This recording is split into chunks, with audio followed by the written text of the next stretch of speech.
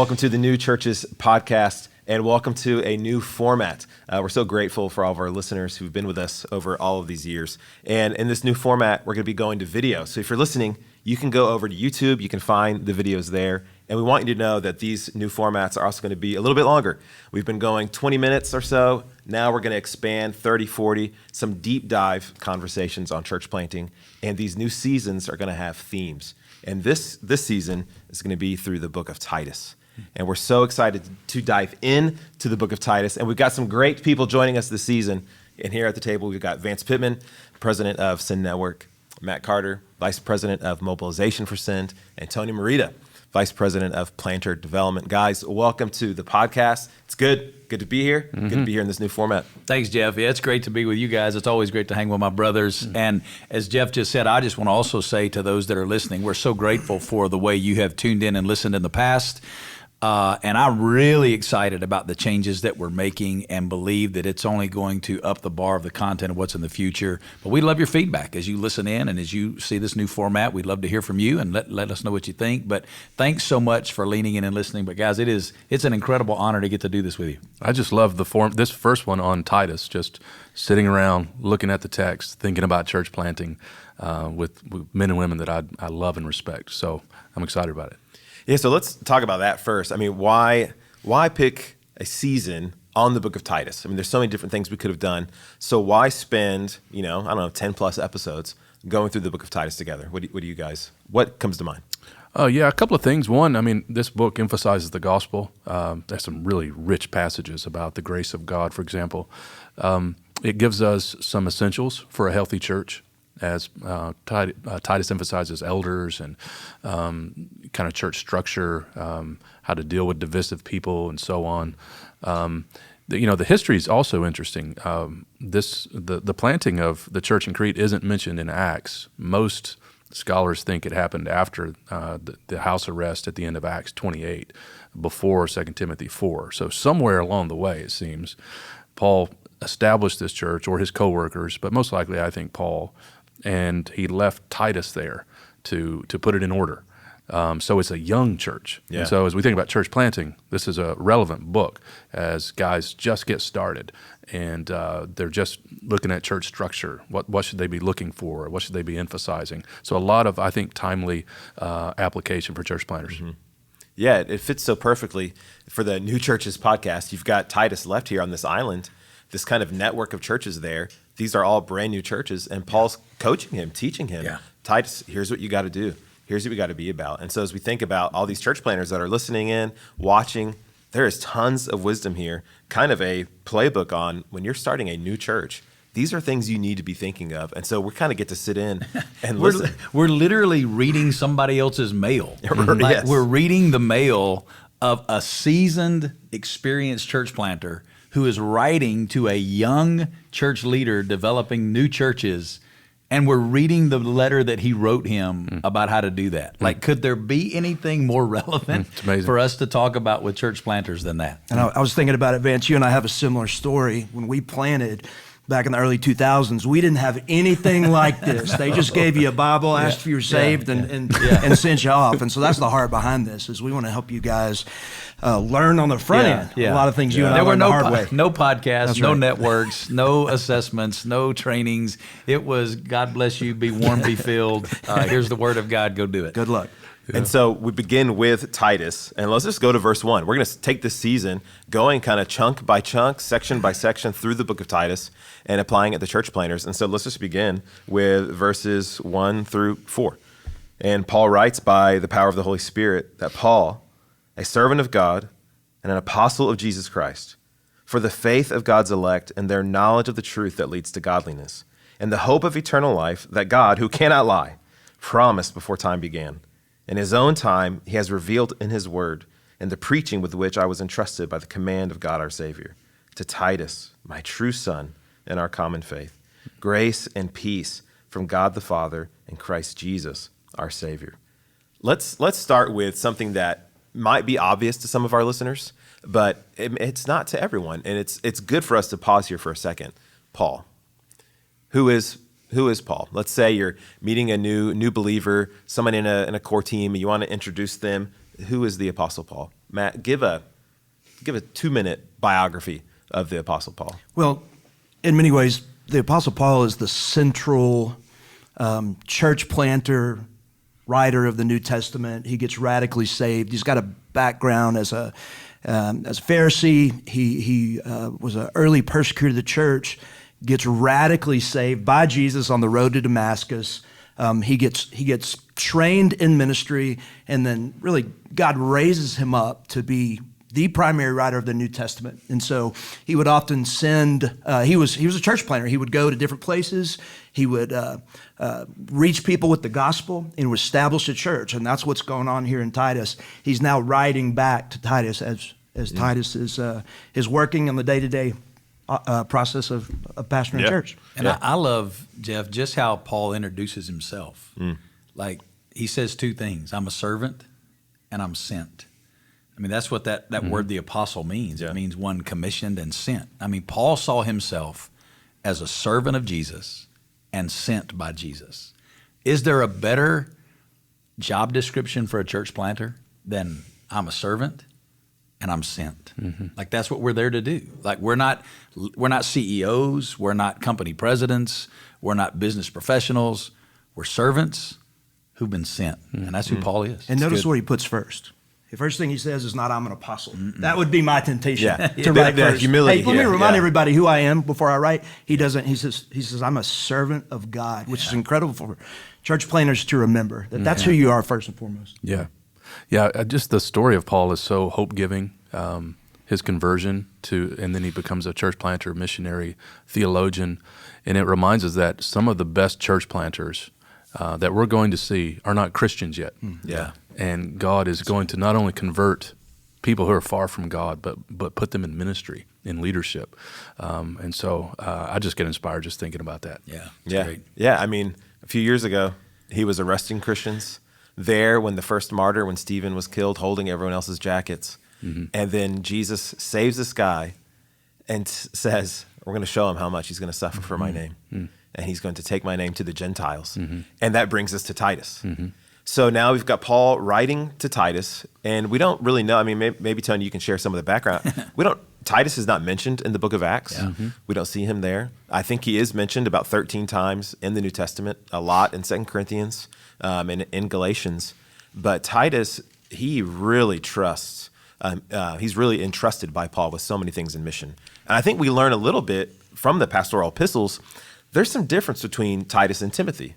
Timothy hears from Paul, don't rebuke an elder man, exhort him as you would a father. He tells Titus, rebuke with all authority. So maybe we can infer that Titus is a little bit older than Timothy, maybe he has a little bit stronger personality. And I think we see some of that from things we'll see in the book and things Paul trusted him with. But the first thing we learn about Titus, he's Greek. And so when you think about their relationship, you see the diversity already at the beginning. You have Paul, who he says is a Hebrew of Hebrews. And now you've got Titus, a Greek, serving together. But are there other things with Titus that you think, man, we didn't know about this brother as we begin this book? Yeah. You mentioned it a little bit, but he seems to be the guy that Paul believes can do hard things. So he collects money from the Corinthians in 2 Corinthians, 9? And then in 2 Corinthians 7, a text that I just love about Titus. Paul says that he was downcast. He had fighting without and fear within. And then he says, but God, who comforts the downcast, comforted us by the coming of Titus. It's a beautiful picture of one, like if you are downcast watching this, there's many reasons to be downcast in a church planting world, that God sees you. He is the God of comfort. And often he uses his people as the means by which he ministers his comfort. And so Titus seems to be that guy that is just not only reliable, but he is a refresher of individuals. That's good. And it's just a beautiful picture, man. I love all of the companions of Paul, so much so that we named our first dog Titus. Oh, wow. Let's go. When he died, we now have Silas. Okay. And then we have a new girl dog, and she's Chloe.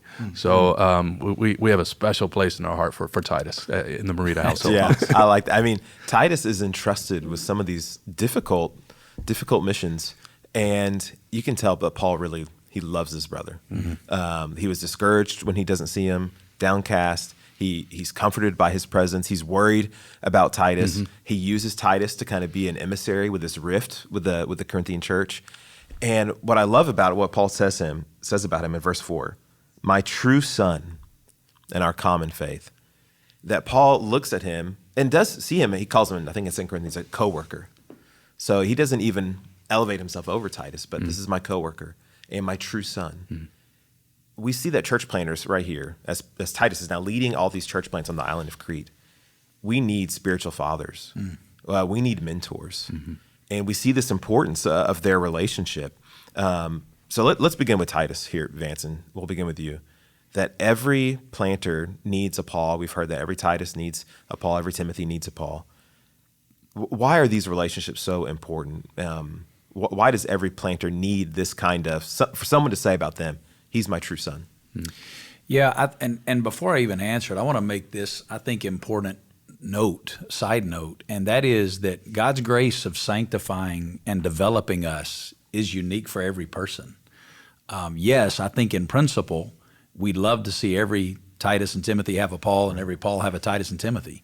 But like the greatest Paul in my life was a guy by the name of Clyde Cranford, who discipled me for 2 years and walked with me. But his own testimony was he never had that Paul in his life. God's process of sanctification for him was different.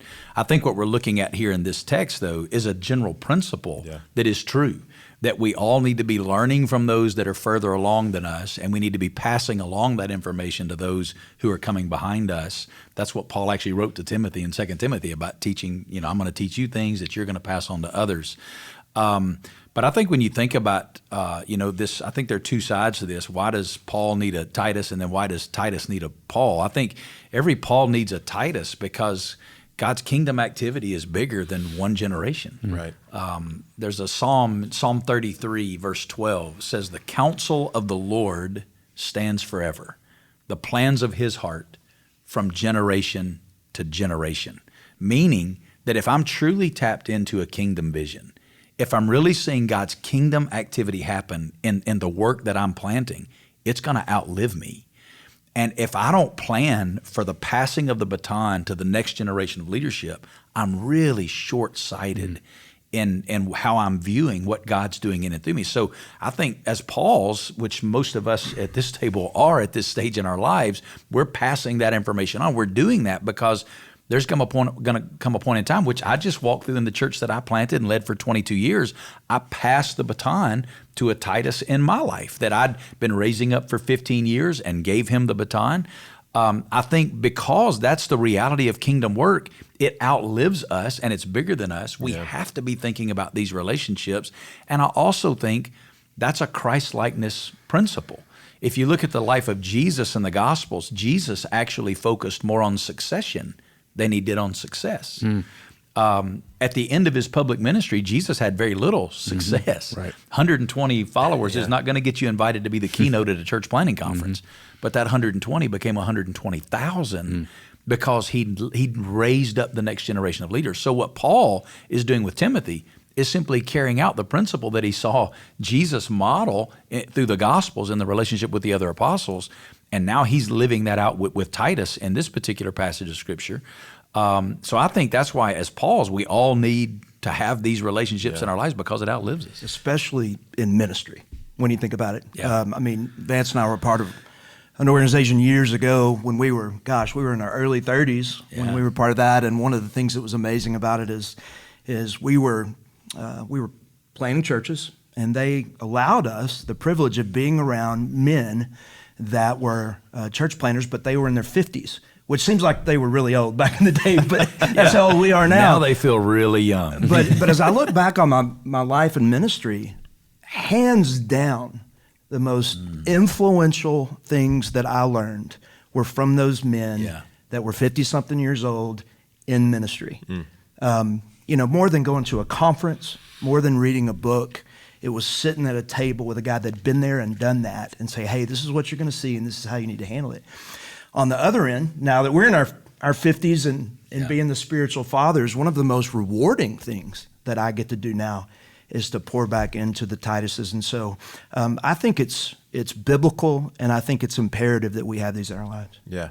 And I would say this too, guys that are at our stage of ministry, the reason you want to have a Titus in your life is they bring you fresh perspective and fresh eyes. Yep. Like when you've been doing this a long time, you can get to a place where you only see it through the lens of the way you've always seen it. Yeah, yeah. And a Titus in your life just asks questions that you've quit asking and sees things that you've stopped seeing. Yeah.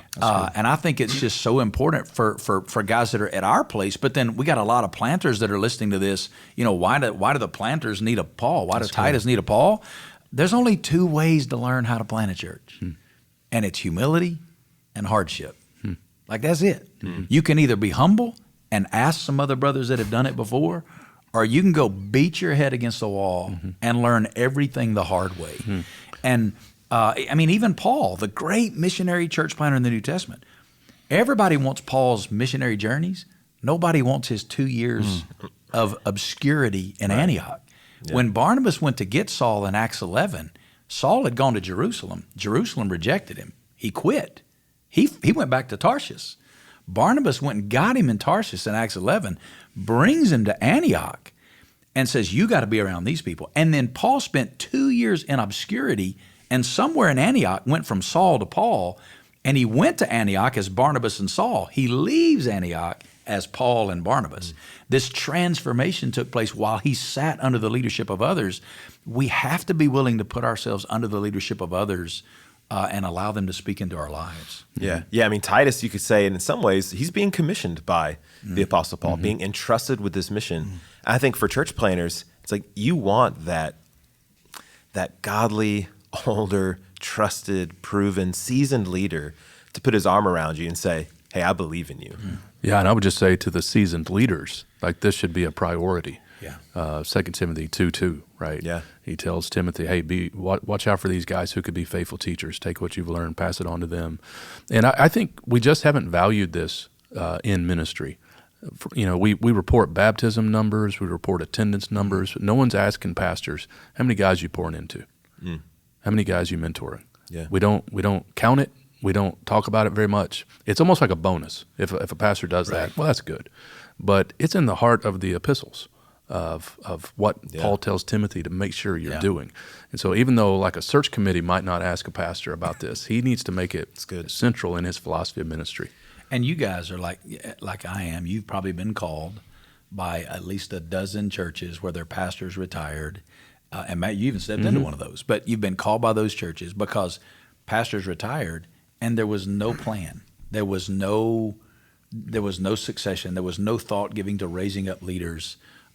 It's really an epidemic in the church in America that we focus so much on the success of today without thinking all about the legacy of ministry in the future. And we have to think about that. And you've heard the old business adage, but if you fail to develop leaders, you plan to fail as a leader. Like you have to develop leaders if you're going to not like what you were saying earlier. Like the act of pouring into guys is also life-giving to you.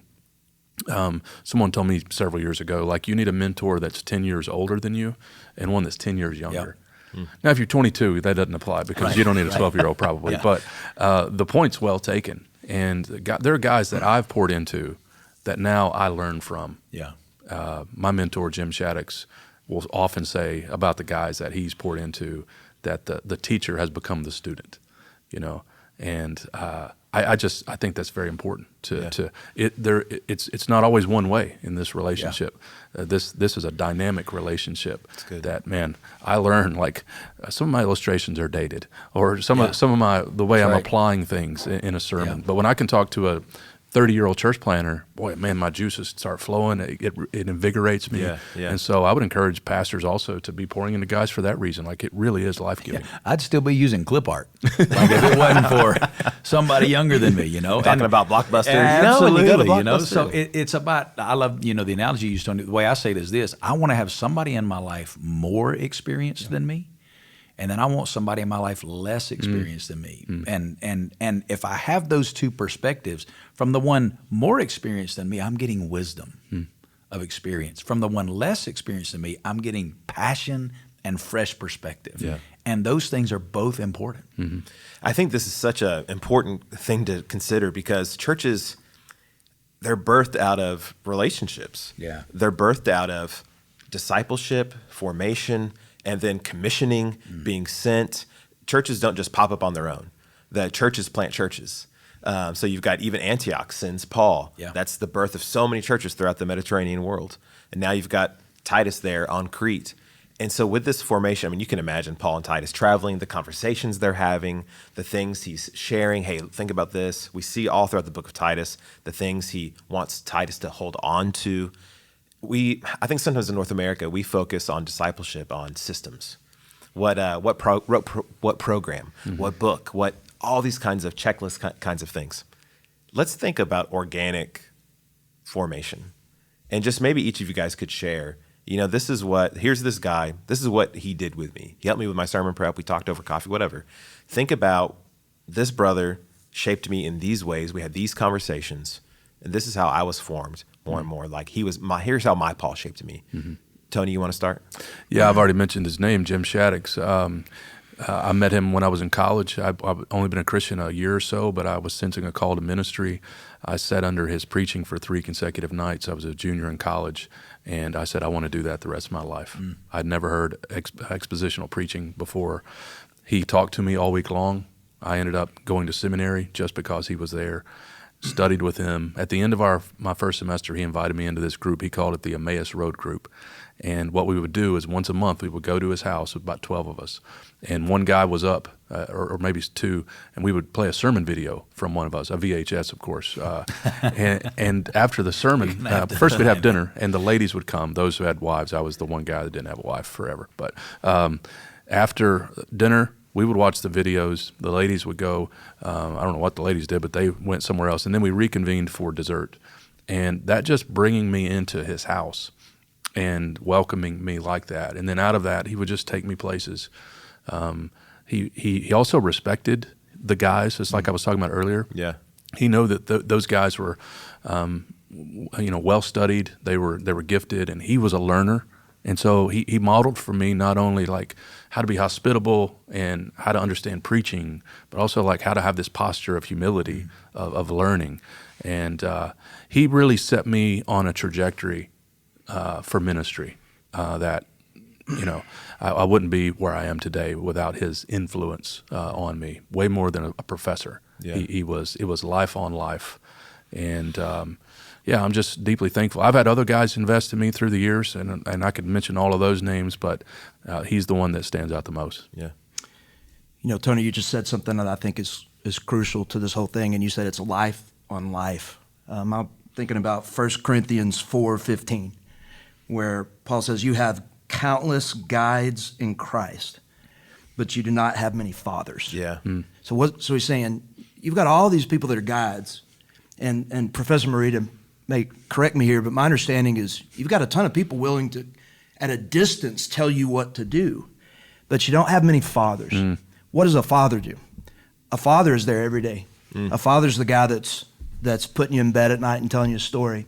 He's getting up and making you breakfast. And in the context of this, I think that's the relationship that is going to make the greatest impact, is not just when you're able to kind of on a stage tell people what to do, but actually be there with this person that you're pouring into on a regular basis. I had that in my life from a guy named Chris Osborne, and he was my college pastor when I got saved and started going to college. But what he did, I think it's unique and I think it's amazing, is all the guys that came out of his ministry, which was Central Baptist Church in College Station, Texas, near A&M. Every guy that came out of Central Baptist and eventually went into the ministry, every year we did a 4-day retreat together. And we did it together for 25 years. And by the time we're at year 25, there's 100 of us there. And he told me something one time, because Chris Osborne is the greatest preacher none of us have ever heard. He is unbelievable how good he is. And he preaches word by word, verse by verse. Doesn't go to conferences. He's just amazing. And I asked him one time, I said, Chris, you're maybe the best preacher I've ever heard. How come nobody knows who you are?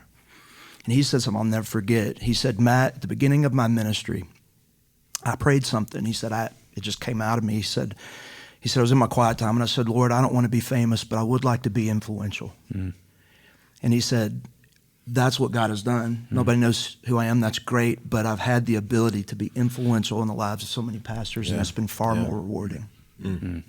Yeah, I've got a similar story of a guy in Ukraine who started a church planting program, and these students would come in from the former Soviet Union, and he had a music background. He, by his own admission, would not call himself a theologian, but what he was a spiritual father to all these broken students who would come in from broken families all over the former Soviet Union, and he just encouraged the heck out of them, and they loved him. He prayed for them. He called them. He did the work of fathering that it is something that a lot of older guys can be doing. You don't have to be super skilled. What you need to have a big heart and really know these guys on a relational basis. And I just saw the impact it had on them. Yeah, when I thought about this personally, two groups came to mind for me, and I want to distinguish because I think sometimes, again, when we talk about this, it can become programmatic if we're not careful, and guys think there has to be. Yeah. I had one group of guys that influenced me, and it was totally relational.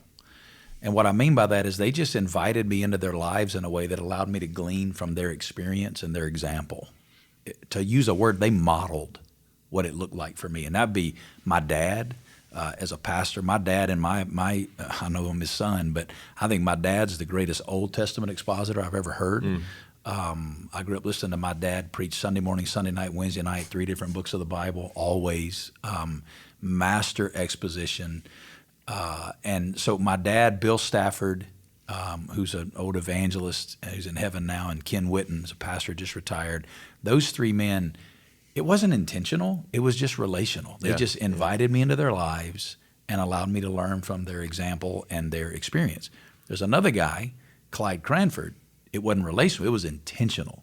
Like he met with me twice a week, or excuse me, met with me every week for 2 to 3 hours for 2 years. He taught me the Christ life. He didn't just model for me. He mentored me. You can relationally model, but you got to invite them into your life. Or you can intentionally mentor, and that's what Clyde did for me. He intentionally mentored me. Man, when I finished, Clyde was one of those guys. When Clyde, he did some stuff traveling with Henry Blackaby, and that's kind of his vein, his lane. And Clyde was one of those guys, when he walked in the room and sat down, it was like the glory of God came in the room, and you just were afraid to speak. Like you didn't want to talk because you just knew you were about to hear from God. When Clyde, he died as a young man in his 40s, they found him sitting in his living room with his Bible and his journal. He was with the Lord, and then literally like Enoch, he was with the Lord. Blinked in with the Lord. And they had his funeral. I had just gone to plant a church. I didn't have the money to come back to his funeral. 2,000 people to his funeral. They said, how many of you have been intentionally discipled and mentored by Clyde? Because he had this ministry of discipling men. And about 200 men in the room stood up. And then they asked this question, how many of you have been discipled by one of these men that Clyde discipled? And another 1,000 people in the room stood up. And you just saw the power. I mean, nobody ever has heard his name. He's never been on a program. He's never been on a platform. And yet his impact is huge. Impossible to measure. Yeah, for me, I'll share briefly. It was in Bible college. I'm a 20-year-old kid hanging out, and I had a professor, Paul Helbig, and this guy was nuts. I'd never seen anybody teach the Old Testament the way he did. He was jumping up on tables, talking about battles, talking about tanks rolling in, and he was so just illustrated so amazingly, and I was captivated. And I'm asking questions. I'm like, what about this? What about that? And he says, you, come to my office after class. I thought, oh man, I'm already in trouble. This is not good. And he just said, I want to mentor you. I want to help you. I want to teach you some things. And he was just with me for years. Is that when you were still trying to play guitar, Jeff? I was still trying to play guitar, still, being that, suburban Christian kid and just doing everything, youth ministry, all of it. And let me ask you this. How did that make you feel when an older guy like that says, I want to pour into you? You felt like I have purpose. Yeah. Like I think I might be able to do something for the Lord. Yeah. Like this guy's going to help me. And he's proven, seasoned, that he loves me. Yeah. See something in you. That he's for me. And that this is confirmation of like what I think God's calling me to do. And he would just email me. We lived far away from each other, but he'd meet me for lunch, coffee. He'd email me. He'd see me doing something, say, Jeff, that's not how you do this. Here are the 4 ways you should have done it. Boom, boom, boom, boom, boom. And he was from New York, former drug dealer. So he had a very aggressive way of going about things. But as a young guy, I needed to hear that. Yeah. He didn't coddle you. He's like, this is the way we're going to do it. And he'd assigned me, I remember he assigned me my first sermon ever. Genesis 17, Abraham's circumcision. That was the first sermon. Let's just start in the deep end of it. That he made me preach at a church. He said, this is going to be your first sermon to a Sunday morning gathering ever. You're going to do this text. It was horrifying. But it was that kind of like intense, you're going into the deep end. Yeah. Let's go. Let's talk about your sermon, and I'll help you afterwards. Yeah. And when I think about Titus, I mean, you mentioned Tony. We can tell that Paul's really trusting Titus with some of these very difficult things. One scholar says, Titus was given considerable discretion in delicate assignments and virtual autonomy in others. Another scholar said that Titus seems to be Paul's right arm. This rift between Paul and the Corinthians, he's handling the money. Titus kind of becomes the emissary over all of this. We talked a little bit about this, and Matt, you just asked me that. What does this kind of encouragement and trust, what does it do to a man's soul, to a church planter's soul, to have a Paul trust him and empower him and lead him and help him in all of these ways? You know, one thing that I see is kind of what you were talking about with your mentor, is a lot of times when you're older, you'll see things in a young man that he doesn't see in himself yet. Mm-hmm. And so I think part of the mentoring process is not only, you know, what we were talking about earlier, spiritual development. I discipled a young man at my previous church. He was a young Indian guy. He just came up to me out of the blue and was like, hey, I know this is a long shot, Pastor Matt, but would you mentor me? I made a commitment to the Lord years and years ago that I would disciple at least one young man a year, and I had not had that happen yet. And so I said, man, let's go. And so I spent about a year with him. I saw him speak one time at a business event. He was kind of a young business major and just crushed it. And I was like, man, have you ever thought about that maybe God might be calling you to preach? He's like, no. Well, long story short, it's been about a year since I left there. He called me about 3 weeks ago. He said, Matt, I need to tell you something. He said, man, I started a Bible study at the University of Houston. It's grown to about 100 people. Wow. And he goes, man, I spoke at it the other night. Will you listen to it? And so, you know, I think that's part of the beauty of it is you see things in young men and that they don't see in themselves. You get to draw that out. Yeah. Yeah, this is good. The sending churches that are listening, the missions pastors, the church planting pastors that are listening, they need to be looking for these guys, praying for these guys. Mm-hmm. Other things that you guys would add that maybe this does to a young man, does to a church planter's soul. When he's I think it just means a ton to a younger guy to invite them into the war with you. Mm. And that's what Paul's doing, I think, with Titus. I don't know how old Titus is. He's a child in the faith. He was brought to faith, it seems, through Paul. But regardless, it's like we're on assignment together. I'm going to leave you in Crete. Come to me, he says at the end of the letter. But there were no easy assignments, it seemed, for Titus. And I think there's something very powerful about the brotherhood of we're in the foxhole together. Mm-hmm. Yeah. And so we're not just asking guys to go do a little task, like we want you to join us in this battle.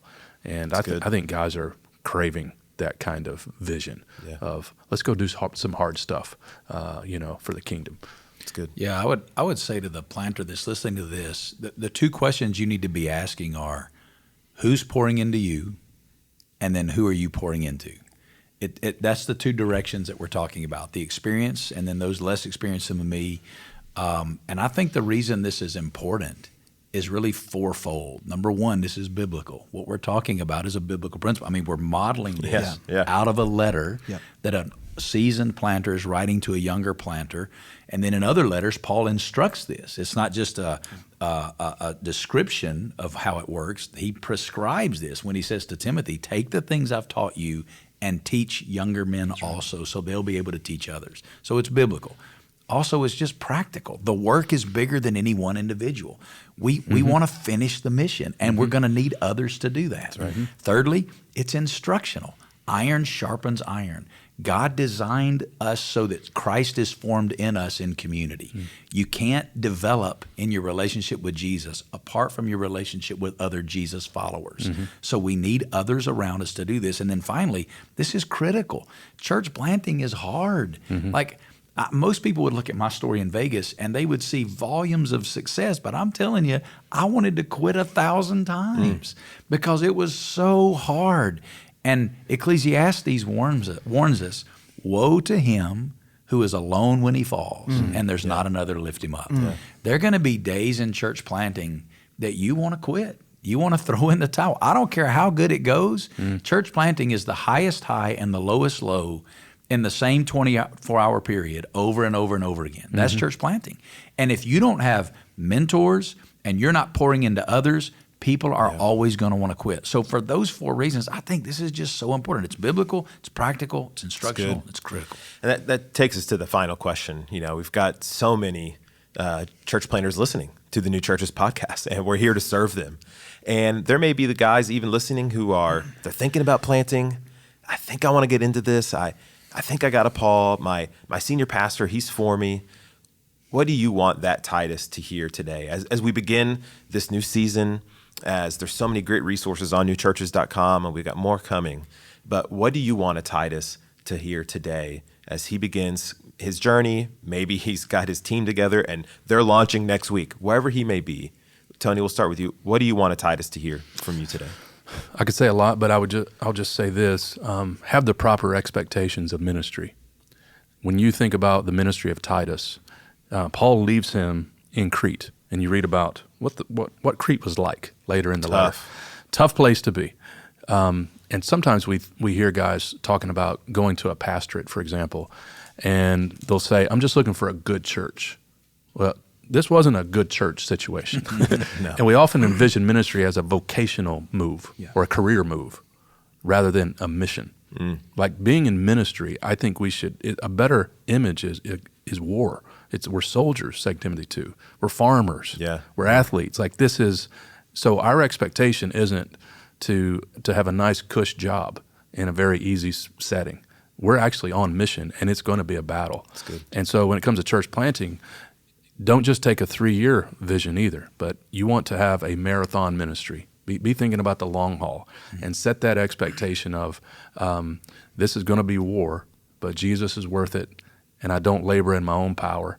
The power of the Spirit is with me, and I don't labor by myself. There are other co-workers like Paul had to help us fulfill this mission. It's good.